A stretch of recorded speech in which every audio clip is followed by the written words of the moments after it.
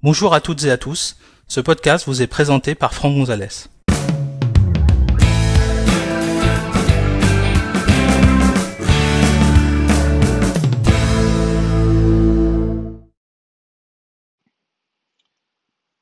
Dans cet épisode, nous allons découvrir comment transférer les données d'un ancien iPhone vers un nouvel iPhone que vous viendriez d'acheter. Pour suivre cet épisode, vous devez disposer d'un ancien iPhone et d'un nouvel iPhone, tous deux équipés au minimum d'iOS 15.2. Sachez que cet épisode a été réalisé sur un iPhone 10 équipé d'iOS 15.2.1 et d'un iPhone 12 équipé d'iOS 15.12.1. Alors, dans cet épisode, je vais vous montrer comment transférer les données en utilisant iCloud. Mais il existe aussi d'autres méthodes qui permettent de transférer les données d'un iPhone vers un autre iPhone, ce qu'on appelle le démarrage rapide, et ce qui permet de, en quelque sorte, cloner votre appareil en les approchant l'un de l'autre. Le problème, c'est que lorsque vous effectuez cette opération, eh bien, vous êtes obligé d'attendre que la copie soit terminée, et ça peut prendre un certain temps. Alors que là, ce qu'on va faire, c'est qu'on va faire d'abord une première sauvegarde de la totalité de notre iPhone vers iCloud, et ensuite on va restaurer cette sauvegarde iCloud sur notre nouvel appareil. Alors, quand vous êtes abonné à iCloud, vous avez 5 Go qui sont offerts par Apple, mais avec 5 Go, on est bien d'accord que vous ne pourrez pas sauvegarder la totalité des réglages de vos applications, les photos, la musique, etc., etc. Donc, tous les vidéos que vous pourriez avoir sur votre appareil. Aujourd'hui, avec iOS 15, eh bien, il est possible de faire des sauvegardes de la totalité de votre appareil, même si vous n'avez pas suffisamment d'espace. En fait, Apple vous offre pendant une durée limitée, 21 jours en l'occurrence, la possibilité de faire une sauvegarde complète de votre iPhone. Vous avez même la possibilité éventuellement de demander 21 jours supplémentaires. Donc ça veut dire que vous avez une quarantaine de jours pour récupérer un nouvel appareil et restaurer les données sur votre nouvel appareil. Pour réaliser cette opération, c'est relativement simple. Alors déjà, par exemple, on va aller regarder au niveau du stockage. Moi, qu'est-ce que j'ai? J'ai pas grand-chose. Vous voyez, si je vais sur les réglages de mon Apple ID, j'ai bien les 5 Go offerts par Apple et c'est tout. D'accord? Je vais revenir sur le panneau général de réglage et je vais descendre jusqu'à trouver donc ici Général. Dans Général, je vais aller tout en bas et tout en bas, je vais trouver transférer ou réinitialiser l'iPhone. Donc on va sélectionner transférer, réinitialiser l'iPhone. Ce que je veux faire ici dans cet épisode, c'est vous montrer comment on transfère les données, pas comment on les réinitialise, mais si vous souhaitiez réinitialiser, tout simplement vous allez dans effacer contenu et réglages et puis vous vous laissez guider. Nous, on va toucher ici démarrer et en fait, on va nous proposer de faire un transfert des applications et de données de notre iPhone vers iCloud. Et ce, même si je n'ai pas suffisamment d'espace sur mon compte iCloud. Donc, je trouve que là, c'est un iPhone de démonstration, donc il n'y a pas beaucoup de choses dessus. Mais s'il y avait beaucoup, des photos, des vidéos, eh bien, j'ai la possibilité de stocker de façon illimitée les données sur iCloud et ensuite de les récupérer. C'est limité dans le temps, par contre, 21 jours, comme je vous le disais tout à l'heure. Donc nous, on va toucher ici démarrer. Ici, on va nous dire que, attention, il y a certaines applications comme le trousseau iCloud qui n'ont pas été synchronisées avec iCloud. Ça, c'est parce que j'ai désactivé en fait iCloud sur mon Apple ID. Donc ici, il me propose éventuellement de sauvegarder également les données qui n'ont pas été synchronisées avec iCloud. Ici, j'ai deux boutons, transférer toutes les données ou ne pas transférer les données de ces applications. Donc en fait, je peux éventuellement dire au système, si finalement tu prends tout, donc c'est le bouton bleu, soit je ne prends pas les applications qui ne stockent pas de données sur iCloud. Il y en a quand même quelques-unes. Donc nous, on va dire qu'on prend tout, transférer toutes les données des apps avec iCloud, et là, je vais avoir mon transfert qui va débuter. Alors, bien évidemment, ça va prendre un certain temps en fonction de la quantité de données et surtout de votre vitesse de connexion à Internet. Donc ici, éventuellement, on nous dit qu'est-ce qu'il va falloir faire plus tard pour récupérer les données. Donc nous, bon, voilà, pour le coup, on va juste faire OK.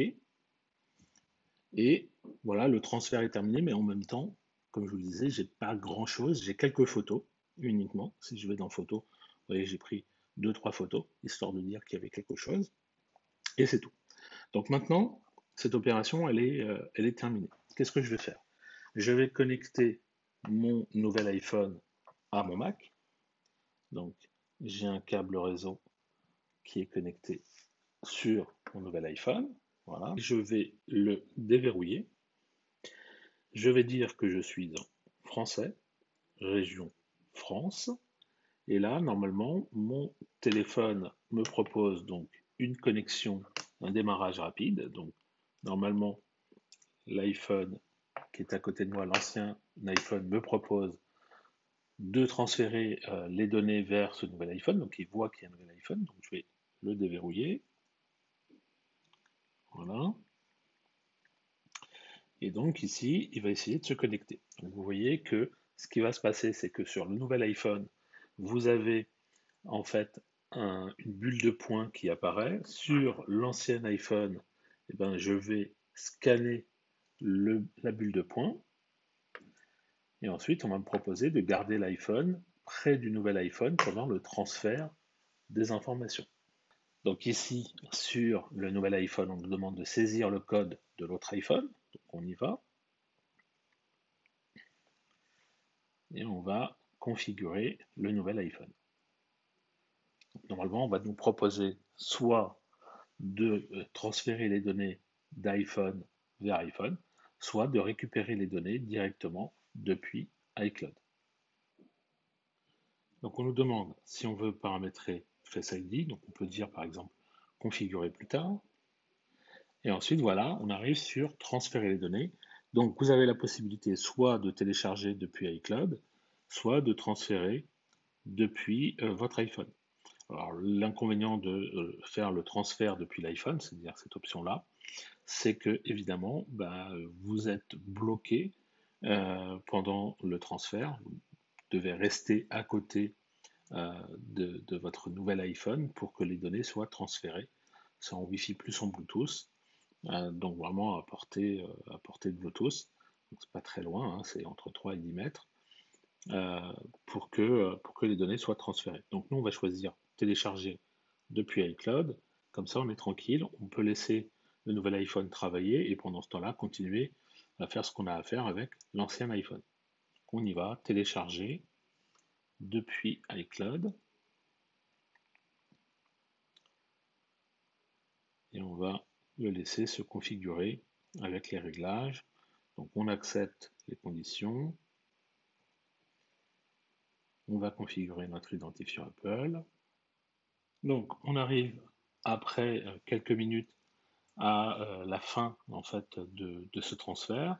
Donc ici on peut choisir de faire de cet appareil notre nouvel iPhone. Donc on va tout simplement toucher le bouton continuer. Donc les apps et les données ont été transférées depuis la sauvegarde iCloud et les réglages également ont été récupérés. On continue.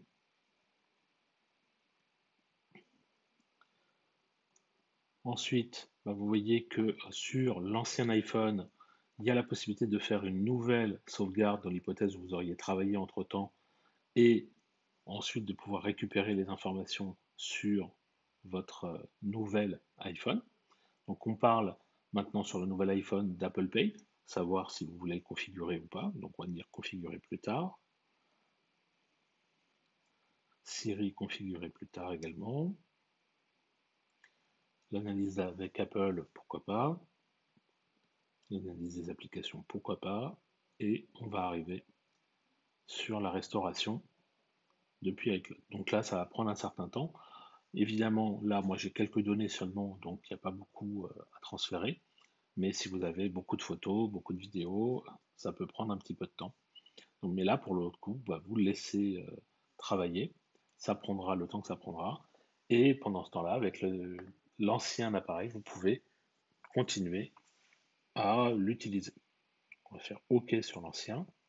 L'ancien, éventuellement, on peut le déplacer, le ranger, l'effacer comme vous le souhaitez. Et en fait, le nouvel iPhone, lui, il est en train de se restaurer. Alors ça va prendre un peu de temps, on va le laisser finir, et puis je reprends dès que la sauvegarde, enfin la restauration, pardon, est terminée. Voilà, donc après quelques minutes, l'iPhone redémarre pour terminer la configuration. Donc on va encore patienter quelques minutes. Voilà, donc la restauration est terminée. Je vais déverrouiller. Donc j'utilise évidemment le code que j'avais paramétré sur l'ancien appareil.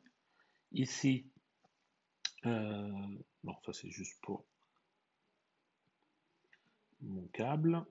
Et puis, donc, si je regarde, les applications sont là, mais elles vont descendre au fur et à mesure si jamais j'en avais des téléchargés depuis l'App Store. Et puis, on va aller vérifier au niveau des photos qu'on a bien toutes les photos que j'avais sauvegardées. Voilà, donc après quelques minutes de mise à jour, alors, pour être honnête, il a fallu également que je quitte l'application photo et que je relance l'application photo pour voir finalement apparaître mes photos. Mais en tout cas, le transfert s'est réalisé parfaitement. J'ai mes réglages qui sont revenus, j'ai mes applications qui sont revenues, j'ai mes photos qui sont revenues. Donc voilà, ça prend juste un peu de temps, mais en tout cas, ça fonctionne bien. On peut transférer donc les données de son ancien iPhone vers iCloud et récupérer les données de son iCloud vers son nouvel appareil, même si on a un compte iCloud avec très peu d'espace de stockage. Apple vous permet de dépasser de façon illimitée le stockage que vous avez acheté, et ce pendant 21 jours, plus 21 jours éventuellement si vous n'avez pas eu encore la possibilité de récupérer vos données. Une fois que le transfert sera effectué de votre iCloud vers votre nouvel appareil, sachez qu'également les données vont être conservées pendant un délai de 7 jours sur iCloud. Passé ce délai, elles seront effacées. Voilà, merci d'avoir suivi cet épisode, j'espère que vous l'avez trouvé utile et compréhensible. Si vous souhaitez en connaître davantage sur l'utilisation de macOS ou d'iOS, merci de consulter notre site web à l'adresse www.agnosis.com et suivez les thèmes formation macOS Monterey ou formation iOS 15 depuis la page d'accueil. À bientôt pour un prochain épisode.